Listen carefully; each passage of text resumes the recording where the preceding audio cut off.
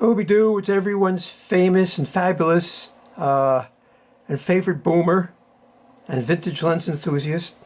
Today we're going to look at again the Canon zoom lens EFS 18 to 55 3.5 to 5.6. It's on the Digital Rebel XT.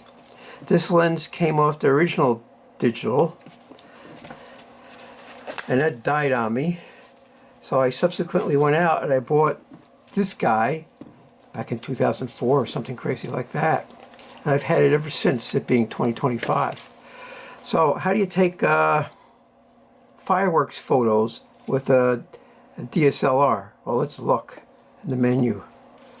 Oh, look at that screen, how dark it is. Oh my God. Quality, that doesn't matter, none of that matters. ISO 100, you want ISO 100. Doesn't matter, doesn't matter, doesn't matter. Parameters. This is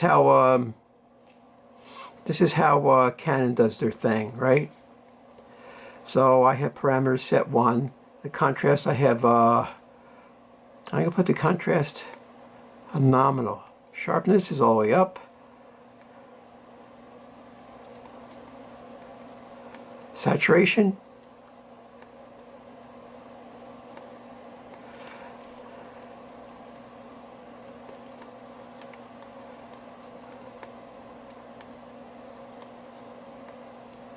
I'm going to put up one click. I can't put up one click. You got to go up and down. Ridiculous. All right, so contrast is nominal, sharpness is all the way up, saturation is one click. Okay, menu. Oh my God.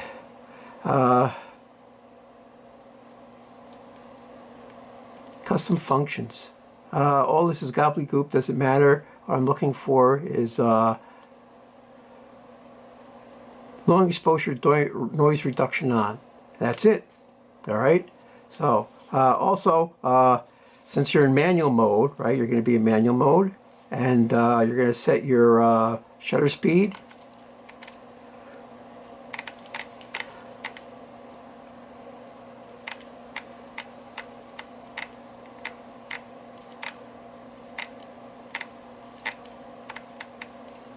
Yeah.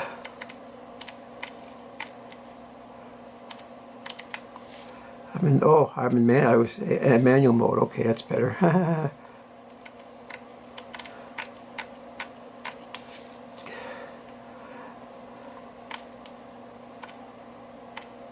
F14 to start, right? Then you review how it looks on your screen and maybe try F16. And you review on your screen, maybe try F18 at 6 seconds. And you can always vary that depending on how many bursts you want, from as low as 3 seconds to as long as 20 seconds. Yeah. Now, this is a DSLR. It has a mirror. When you hit this button, I'll show you. All right, let's go to 6 seconds. 4 seconds is good enough. So you're going to point it in the general direction of your subject, which is a Fyrworx. You hit the button, and you don't have to hold it because it's going to stay open as long as you set it. So that's it. Of course, it came out white because we weren't doing Fyrworx. Okay. So what you do is you put your eye around here. First off, you're going to have to look through the viewfinder, watch a couple bursts in the beginning, and point the camera in general direction. Then you know you're good. Then you put your eye here and you look like this, right? Then when you hit your button, right, you just keep looking in that direction. If all of a sudden the Fyrworx are over there, you can always point it over there, right? And that depends on your zoom ratio. If you're very close up, you tend to use wide angle, maybe to 35, right? If you got there late or there's a real crowd and you're pretty far back, maybe you want to start at 35 to 55, right? But then you could play with that and see how it looks on your screen. That's what you do. Post-processing. Yeah, you're going to have to post-process.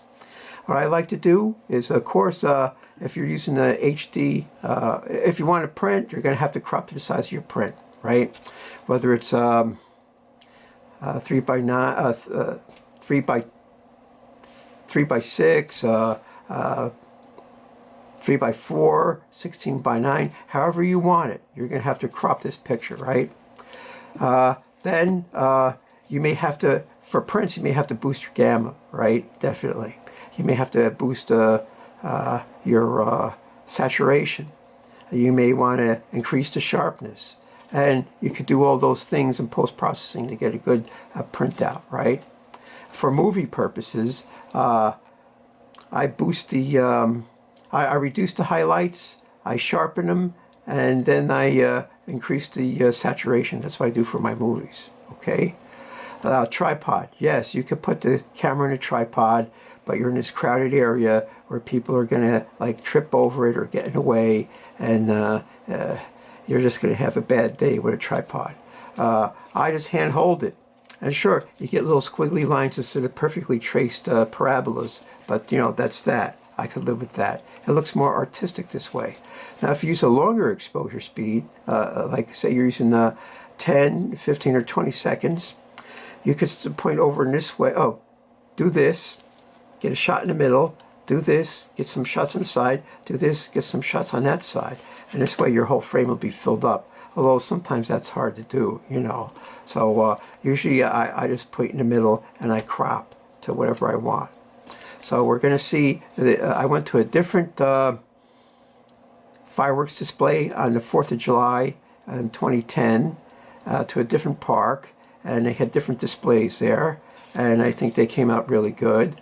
Now, oh, there's one other thing. Suppose you have a more modern DSL, right? Well, guess what? Even if you have a live view mode, suppose you have live view mode and you can see what you're doing on the screen. That makes focusing and composition all that much easier.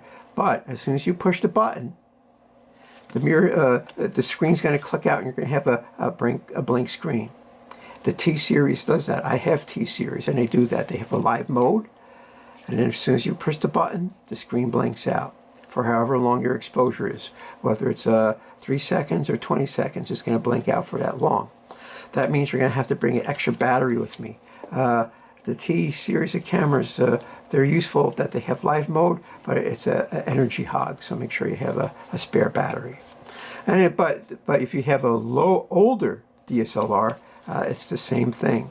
Of course, if you have some other brand like Pentax or Nikon, well, those settings that I showed you, you'll have to find them somewhere else, but that's the way it works. Definitely. So it's set it to ISO 100, saturation up, sharpness up, contrast nominal. Make sure you have long exposure noise reduction on, and then you have to adjust your AV in manual mode. Make sure that your autofocus is off in your manual mode, focus manually, and play with your zoom, you know. Oh, and if you're on a long exposure, you know, well, you know, how long does one burst last? 5 seconds. So you can always zoom in on it real quick like that and see what that does. You know, you can hold it very steady and just get very little squiggly lines, or you know, if you're having a bad day and you're jiggling around, you're going to get some pretty weird jigglies. Of course, you can always jiggle on purpose too, so you got to be creative. So let's jump into slideshow and look at some samples, shall we?